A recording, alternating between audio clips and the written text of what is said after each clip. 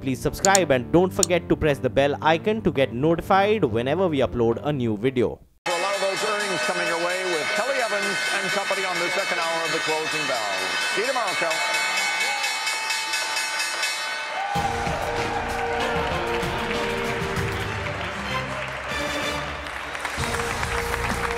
Thank you, Bill. Welcome to the closing bell, everybody. I'm Kelly Evans. Here's how we're finishing up a rock and roll day on Wall Street. We saw declines of almost 250 points on the Dow earlier. Looks like we're closing down just about 100 points. That leaves the blue chips at 23,462. The S&P 500 down just under 10 points to 2584. The Nasdaq Composite down more than 0.5% today to 6750. I'm sorry. The Russell 2000's also down about 0.5%, 1475.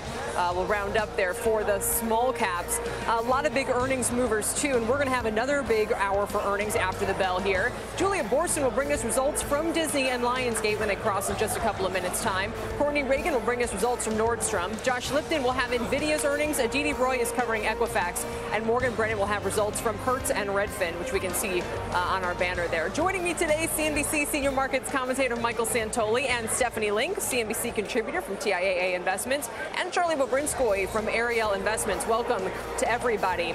The biggest Dow winner today, by the way, was Disney, as we're awaiting its earnings. The biggest loser was McDonald's, and over in the S&P, the big winner was Coty on its earnings, and the loser was TransDigm. Out last hour, the plan includes 7 tax rates, doubles the death tax exemption, has a $1 million limit for mortgage interest deduction, and delays the reduction in the corporate tax rate by a year, but it does cut it to 20% permanently. Michael, what do you make of how the market wrapped this all up? I think we are back in that zone where traders and the machines that act as traders have decided that we're trading now on each headline about the provisions in the tax bill. It's just like it was with the healthcare bill. We traded, we seemed intraday, bounced around on that. And I don't think it's not, I'm not saying it's not important ultimately, but I do think today Germany was down 1.5%, has nothing to do with our tax bill. Why was that, by the way? Well, you had a sort of some pent-up selling overseas. I think you've had essentially in Japan, which has been this crazy vertical move to the upside. It broke. You had 7 straight up days in the Dow. You have markets kind of drifting up to records when the average stock wasn't participating. And you had the higher credit market acting pretty wobbly for a few days there. So all that was in search of an excuse to do some selling. We did it on the tax headlines, and then we went down to levels we last saw a week ago and bounced. Stephanie, we also started with some weak retail results this morning, but how important to you is the details of the Senate tax plan? Well, the two sides are still so far apart, and so we're going to have, I think, many weeks, perhaps maybe many months of just kind of this back and forth. And so if you're a long-term investor like we are, you almost have to ignore it and look for opportunities when they sell off. Like today, technology got clocked. Financials continue to sell off. Industrials, semiconductors for sure. Of course, those were one of the best performers here today. So I think it's an excuse to take profits. Look, to your point, Mike. Aerospace and defense down 1.7%. Today. Well, look at nothing to do with the tax. No, nothing. And in fact, all of the industrials got hit. The machinery stocks, but again, of course, those stocks are up 40, 50, 60%. So I think it was an excuse to take profits. I think that's part of this whole rotation story this year. There was enough good today in retail, in utilities, in REITs to keep the market from not kind of collapsing, and that's just been the story. So I think you just have to pick your spots, as we talked about yesterday. Charlie, would you guys be buyers or sellers here then, as Stephanie described? Is this something to be concerned about as you see maybe a delay in the corporate tax cut, or an opportunity to buy some of these companies on the sell-off? Yeah, we would say it's tough to say broadly buy or sellers, because we really do think the good news for us stock pickers is we're getting wide disparities in movement. We're getting stocks up big and down big. We're not getting sectors moving together. We're getting individual retailers. Some of them are up, some of them are down. So that's great for somebody like us. I will say, and I am full disclosure, I am a Republican. I don't think the House and the Senate are that far apart. $1 million on the deduction for houses in the Senate, $500,000 in Congress. That's going to be $750 when they get together. The one big spread is $2,000. Is whether they're going to delay it a year or not. Yeah, absolutely. What are your thoughts on that? They're not going to delay it a year. They're going to end up having this next year. The people who they're talking to care a lot about that, and it's going to happen this year. Yeah, we got to figure out how they're going to pay for it. But, you know, it is interesting, the capital expensing actually getting extended 8 years. That would be actually somewhat of an offset to the delay on the tax side. So I actually think that that's going to help on the growth side, and that's something that companies would certainly want to have. If you're looking for immediate stimulus, that's the place you're going to look. For sure. I don't disagree with that. I also think, though, the fact that the chairman would put in this one-year delay in committee, it's because he's listening to people who don't have the stomach to widen out the deficit, right? So he's sort of looking at what we have to do to get to the votes to get through, right? It's not out there arbitrarily, and it's because there is a certain contingent that says we're just not going to write a blank check. Well, they're boxed in, too. Yeah, they can't go right. over $1.5 trillion. Let's mention these media stocks on the move. 21st Century Fox, one of the top performers in the NASDAQ today. Disney led the Dow, as we mentioned. We're waiting for its results due out any minute here. Plus, Liberty Interactive was also one of the top NASDAQ movers, and AT&T CEO Randall Stevenson at the New York Times Dealbook Conference earlier today addressed news that regulators demanded the company sell CNN as part of its deal to buy Time Warner. Listen. One of the key benefits of putting these two companies together is to stand up a new advertising capability. There's a lot of information and data that we think can be used to stand up a new advertising business. Pairing that with the Turner advertising inventory is a really powerful thing, we believe. That is what we aspire to do. Selling CNN makes no sense in that context. Let's get straight to Disney's results now with our Julia Borston. How'd they do, Julia? Well, Disney missing on the top and bottom line earnings. Adjusted earnings coming in at $1.07 per share versus estimates of $1.12 per share. Revenues also coming short of estimates. The company reporting revenues of $12.78 billion versus estimates of $13.23 billion. Now, looking into this release here, Bob Iger quoted in the release saying, "No other entertainment company is better equipped to navigate the ever-evolving media landscape, thanks to our unparalleled collection of brands and franchises and our ability to leverage IP across our entire company." Now, looking at what's driving the shortfall versus expectations, we see the stock is now down over 3.5%.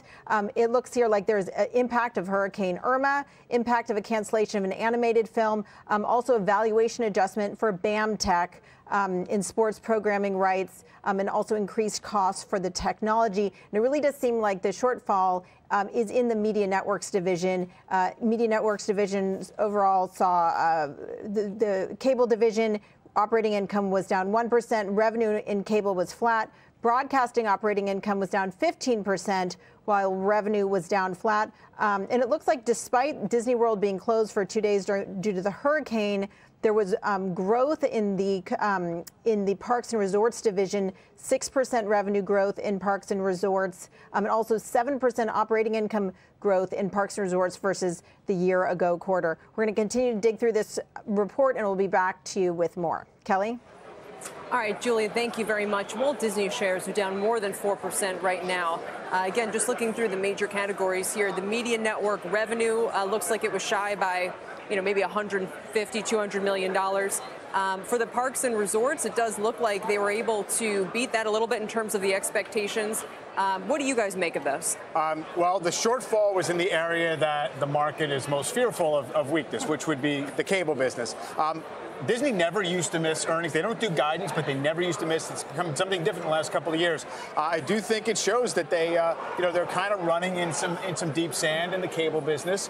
The stock had kind of clawed its way back toward 100. Some of the consolidation talk was behind that too. So that's being unwound here. We'll see if it's contained or not. It'll be interesting to see if the whole group sells off tomorrow, because the whole group actually has had one of the best weeks in the past week of the whole year. So maybe that's short covering. Maybe it's just the fact that these stocks got so oversold. But this is not going to encourage most people to come in and buy the stock. Maybe there are other opportunities. I know I sound like a broken record like this, but maybe it gives you a chance to buy a little Comcast. I was looking to see Comcast is maybe just fractionally higher, not much of a move. Because I think that they have a lot more that they can do to offset the pressure points for sure. I do think, and maybe this is something to listen for in the call, if the theme becomes from here on out. By the way, this fiscal quarter is never the big one for Disney, right? It's a summer quarter. If it becomes about studio slate for next year, everyone's going to be all bowled up about that. They actually have kind of a dominant set of releases. That's going to be really the majority of the potential growth for next year. So but the question is, can they don't get credit for the studio? Charlie, I was going to say they don't get credit for the studio because everyone thinks it's lumpy and unsustainable, even as they've got the track record and made the right acquisitions all along. Yeah, I think that the read-through that we're nervous about is changes in brand spending. CPG companies advertise on a lot of Disney channels, ABC, ESPN. Those companies seem to be cutting back on their advertising spending, which is just as important as cord cutting. So that's where we're focused. That's a good point. Let's get back to Julia. She has more on these numbers. Julia? Hey, Kelly, I just want to mention another part of Bob Iger's quote in this release here. He says, "We will continue to invest for the future to take smart risks required to deliver shareholder value." We certainly expect to hear a lot of questions about those reported talks between Disney and Fox. Disney reportedly interested in buying some of those Fox Entertainment assets. And just a little bit more detail here on ESPN. You were mentioning ESPN. Now, it's interesting that results at ESPN were actually pretty much flat with the year-ago quarter, as higher programming costs and lower ad revenue were offset by higher affiliate revenue. So it's that affiliate revenue growth that's from contractual rate increases, partially offset by a decline in subscribers. So that continues to be something that there's going to be a lot of focus on, certainly in this conference call. Kelly? All right, thank you, Julia. Disney shares down less than 3% right now. But again, this ESPN issue still remains the major one. And Stephanie, maybe is why they would have expressed some interest in Fox Entertainment assets as they look ahead to the streaming services to start in 2019. I mean, I would like to see them do something that's synergistic, something that makes sense. We'll see. And I would also like to see a beat on ESPN for one time, at least if it's going to come in the next couple of quarters. I don't know. But I just think that just to come in line is not enough, just because there's just so much concern about the big picture. Yeah, and in line was for ESPN. And again, that was a top and bottom line miss for Disney in that quarter. Let's get over to Nordstrom now. Those earnings are out with Courtney Reagan. Courtney? Hi there, Kelly. So Nordstrom, the third department store to report today, beating on both the top and the bottom line, reporting earnings of 67 cents. Analysts were looking for 63 cents. Revenues beating at $3.63 billion for Nordstrom's third quarter. Comp sales, though, those are light, actually down 0.9%. The street was looking for them to come down just 0.2%, which was the best expectation of all of the department stores. They're narrowing their full year guidance and lowering the high end, but they do say, and I should note, 4 cents of impact from the hurricane in the current quarter and 2 cents of impact for the full year. So now they're looking for earnings between $2.85 and $2.95 for the full year, as opposed to $2.85 to $3. And again, you have the main Nordstrom brands, what we call the full line brand, weaker than the Nordstrom Rack brand with the associated website. So the Nordstrom main brand saw comps, website and stores included, down 1.9%. Nordstrom Rack stores and website saw those comps up 0.8%. And you can see the shares of Nordstrom have bounced around here, but it does look like they are weaker after hours at this point by about 3%. Kelly? Courtney, thank you. Online sales there, they're saying up 14%. Michael, what do you think?